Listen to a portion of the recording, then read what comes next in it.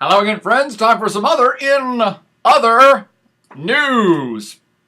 World Leader Catch-Up Edition. That's right, we got to do a World Leader Roundup because all of a sudden I realized that lots of things have been happening across the globe and I have been slack on reporting on them, particularly when it comes to new leaders in different places all across our world regions. And I got the idea today, June 26th, because we got a new leader in Australia, one that we know for those of you that have taken the World Regions class, particularly last semester when we had a live Skype session with none other than, at the time, former Prime Minister Kevin Rudd of Australia. Well, friends, times have changed, and he is now the current Prime Minister of Australia once again. That's right, Kevin Rudd successfully ousted Julia Gillard to retake the top slot in Australian politics. Kevin Rudd was the Prime Minister, let's see, what was that, 2007 or 8 to 2010? And was ousted via political processes within their own political party. It wasn't a general election. He didn't lose an election. Within his own political party, Julia Gillard rallied support to have him dethroned as the party head and her put in that top slot. And in prime minister countries, in parliamentary democracies, whoever is in charge of the majority party is who gets to be prime minister, and therefore it was basically an internal political coup that Julia Gillard got to the top slot. And lo and behold, sorry Julia, live by the sword, die by the sword, and that appears to have been what just happened. Very covertly, I say covertly, it's not like it was done in secret, but for those of us that follow Australian politics, no one that I know of really saw this coming. It was not really on the radar that they were going to have a challenge to the leadership within the Labour Party there in Australia. But it went down 24 hours ago. Again, the same process that saw Julia Gillard take power from Kevin Rudd. She just lost it back to Kevin Rudd. So our good friend, the guy we Skyped with from Australia, is now back in charge of Oz, as we affectionately call Australia. And he is well equipped for the position, having already served.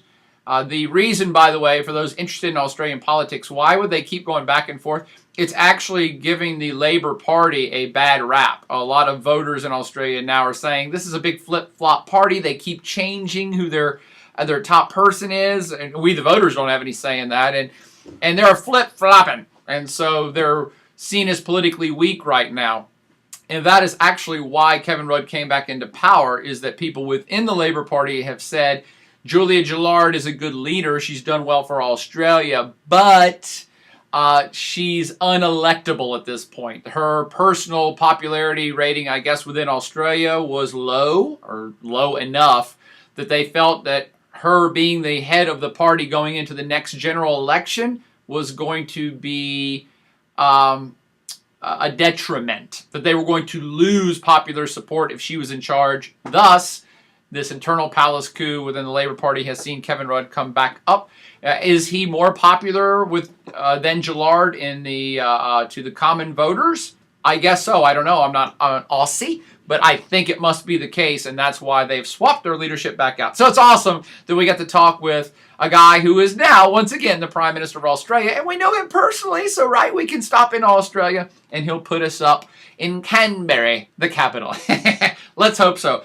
But that's what gave me the idea. I'm like, oh, you know what? I haven't done any podcast about world leaders for a while, so let's do a quick roundup of other heads of state of important places that have actually turned over in the last month or less. Let me go first to Iran. There was a big presidential election in Iran, I guess about a month ago. Actually, less than a month. And lo and behold, a kind of moderate voice prevailed. A guy named Hassan Rouhani is the new president of Iran. I don't believe he's taken office yet. That's probably coming up before the summer is through. He's a president-elect of Iran. And this is perhaps, we never know what the future will hold, but is perhaps very good news for both Iranians, but also for the world. And what I mean by that is, I'm not going to give a full character profile here, but Hassan Rouhani is one of these guys that truly is kind of a moderate.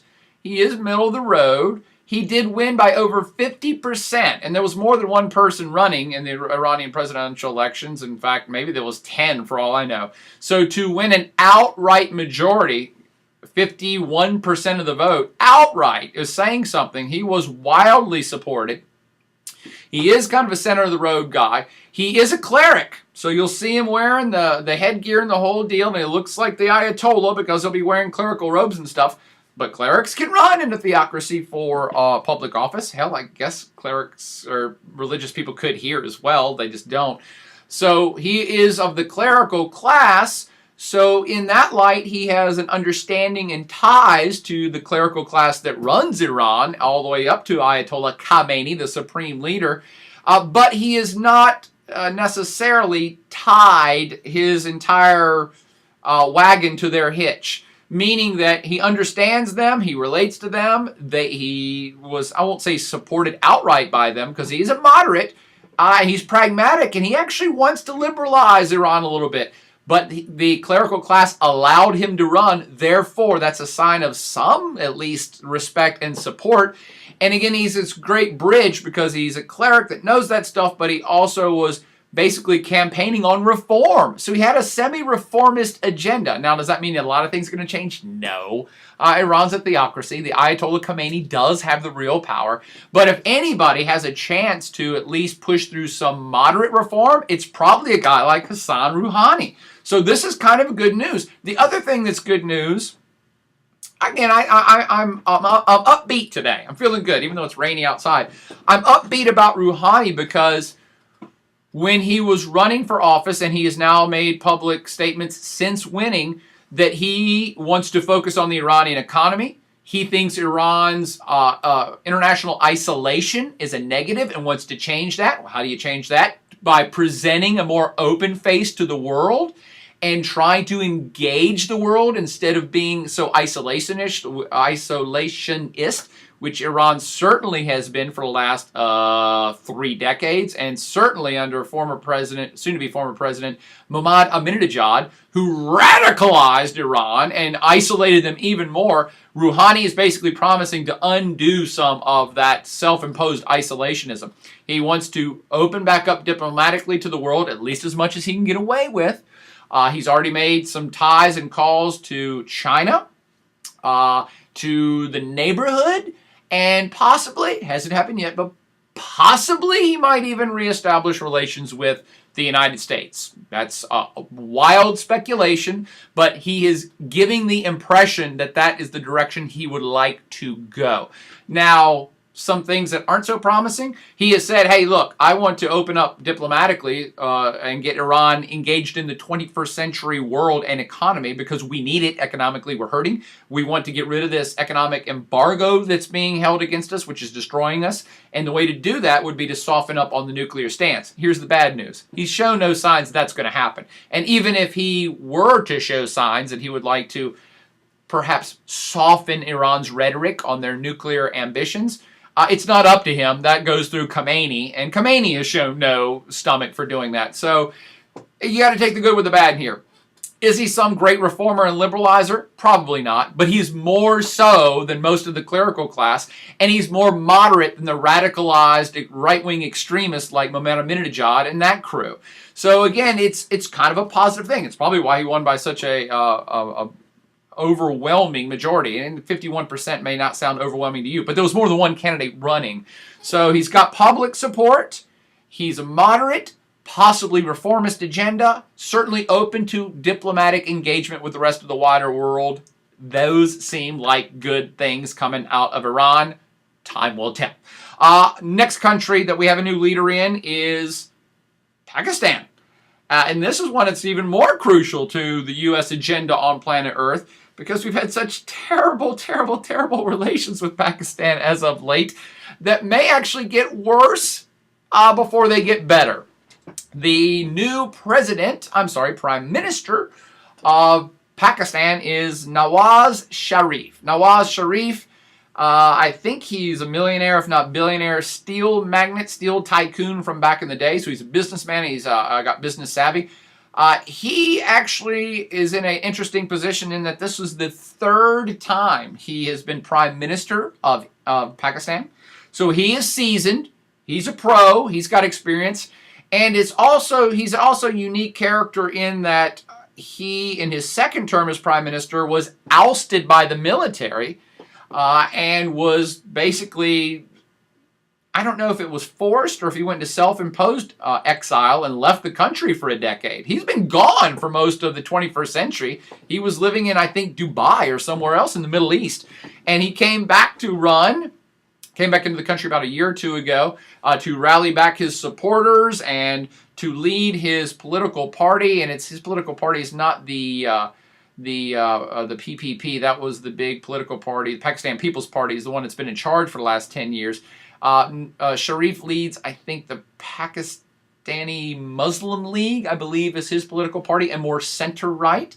Now, don't read into that the Pakistan Muslim League, that he's some sort of religious nut. He's not. He's actually, I think, more on the secular side of things himself, but obviously Pakistan is a 100% Islamic country, and so that his political party plays to that and says, hey, we're a good conservative group, not a religious fundamentalist group. And he's more pro-business. He wants to put the country back into order economically, and boy, that's probably the only thing that's going to save Pakistan. We're going to start calling a spade here. We can talk all day about Pakistan's problems with India, Pakistan's involvements in Afghanistan, Pakistan's issues with the Taliban and helping create them, Pakistan's terrible relationship with the United States. We can talk about all this crap ad nauseum, and analysts do. Pakistan's main problem is they're broke. And anybody in Pakistan understands that implicitly, inherently, and in 1 second. Everybody's like, yes, the reason why there's so many radicals in Pakistan is because they're broke. They're a country, a society that's been on the fringe of semi-collapse economically. They've been stagnant for decades. Their infrastructure is not good / horrific. They don't have regular electricity or regular running water for the vast majority of their citizens. And in that climate, you can't have an infusion of international investment or economic growth. And so they've really been a stymied society. And not to get off on a whole side tangent here, but it's societies just like this is how they become incubators for radicalism. They become incubators for folks like the Pakistani Taliban that says, overthrow the whole state, they suck. We should overthrow the secular government and have a theocracy like Iran or Afghanistan under the Taliban. In societies that are successful economically and socially, that are doing well, and most people are middle class or at least employed and things work well, you never have that kind of thing rise up. If it does, it's a very small fringe element. But in Pakistan, again, their main problem, I've been saying for years, most folks within Pakistan I think would agree, is that they're economically stagnant. There's not opportunity for people. Things are not going well, and thus you have the rise of extremism, nutbags, crazy people, the Pakistani Taliban, suicide bombers, and the whole like. Back to Sharif.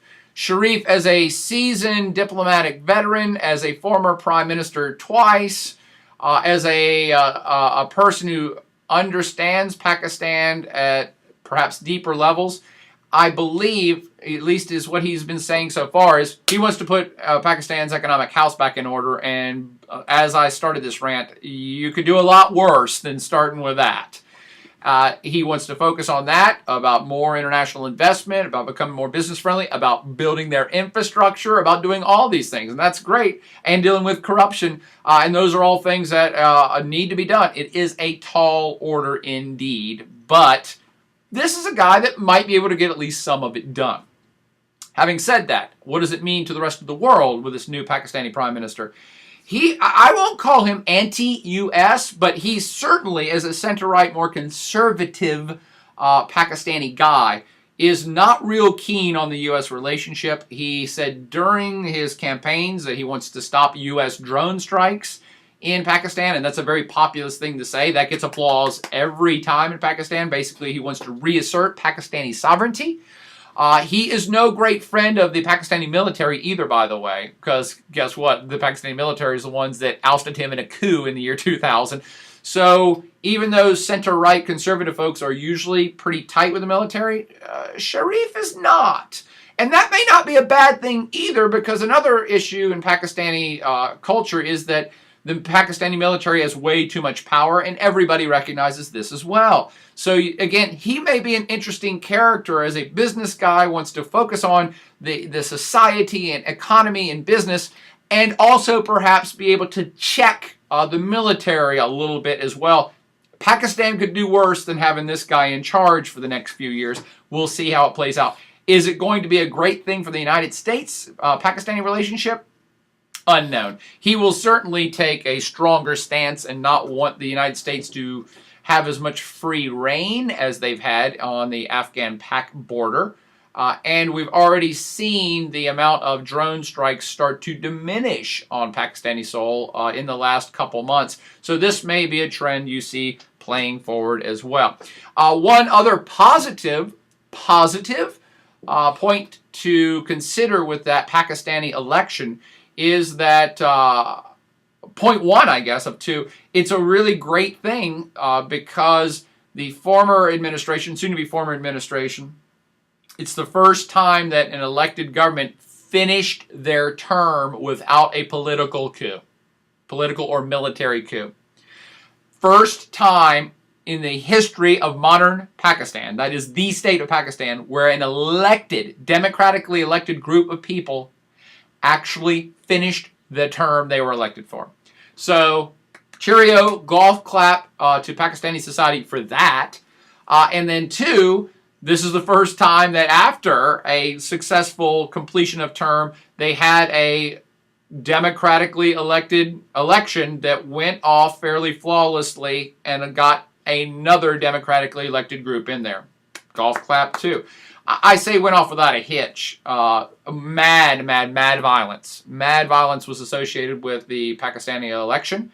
I think probably 100 or 200 people died across the country. Some voter intimidation at certain polls, particularly in the tribal belts. However, they pulled it off, and it was a record voter turnout. I mean, that's democracy, baby, where people are threatening your life if you vote, and people still go out and vote in droves. That's democracy. That's good. So, positive attributes for the election process itself, for democracy as a whole in Pakistan, and for this guy. Again, he's center-right conservative and no great friend of the United States, but could see positive things start to spin out of that. Pakistan needs a strong leader.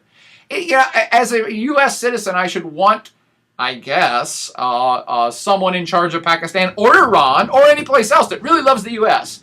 But well, that's some serious thunder. But I'm more of a citizen of the world, and I think what Pakistan needs is not a U.S. puppet. They need a strong leader that can pull some shizzle together and get that economy going and get their infrastructure up. Sharif may be that dude. And back to Iran, Rouhani may be the dude for Iran that gets things moving in a positive way. And back to Australia, we'll see if Kevin Rudd can rally his political party and his fellow Aussies to stay in power once they have another general election, which is coming up in Australia. One other one of note, former Prime Minister of Italy, the ever hilarious, crooked as hell, broke who knows how many laws at this point. Former Prime Minister Silvio Berlusconi was finally convicted and sentenced to 7 years in prison for having a bunga party wherein he might have had sex with an underage woman and then used his office to cover up the scandal, and also used the power of his office to get the girl out of prison for some charges somewhere else. He has also been convicted multiple times of multiple other tax evasion and crooked business and corruption, and he's still, even though despite all that, still a viable force in Italian politics. But he was sentenced to 7 years in prison of this particular thing. We'll see if he serves that. It would be hilarious and fitting. Sorry to my Italian friends who love Silvio Berlusconi, but anytime that you have been convicted of crimes and you have pending multiple, if not dozens of pending other charges against you, you know what? I'm not going to give you the benefit of the doubt anymore. This guy is crooked. He was crooked the whole time he was in office in Italy. I think he helped grind Italy into the ground. People who support him think he's the savior. I do not believe that. But it is fitting, and it is a positive sign of growth in Italy that they're finally attempting to clean up their act politically and in the judiciary and get this clown out of office and behind bars where he belongs. Personal opinion there. That's all I got for your World Leader Roundup here on a rainy day in June from Blacksburg, Virginia. All the folks that are tied to any of those countries, please, please, please hit me up and tell me where I have erred in the assessments of these new leaders and anything else you'd like to add about their promise and potential in the future. But for now, party on.